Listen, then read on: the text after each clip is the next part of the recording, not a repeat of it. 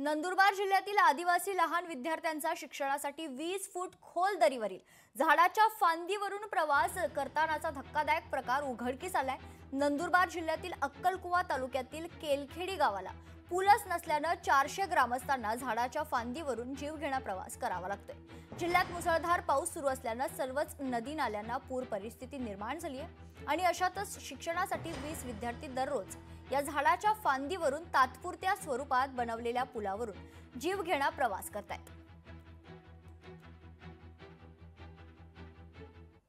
सर्वप्रथम आपल्याला धन्यवाद देतो की हा प्रश्न तुम्ही शासनाच्या समोर आणलाय।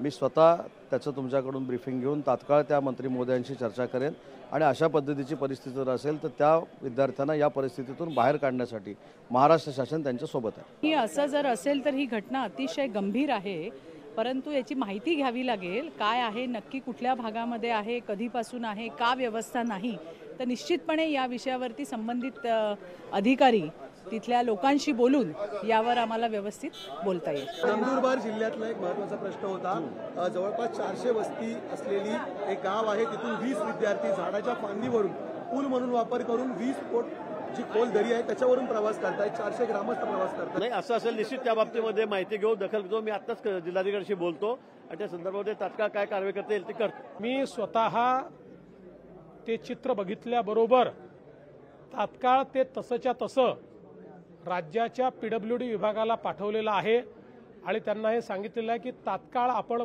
याची माहिती घ्या, इतक्या वर्षात हे का झालं नाही आणि ते तात्काळ करण्याच्या संदर्भात, त्या ठिकाणी व्यवस्था करण्याच्या संदर्भात निर्णय करा असं सांगितलेलं आहे।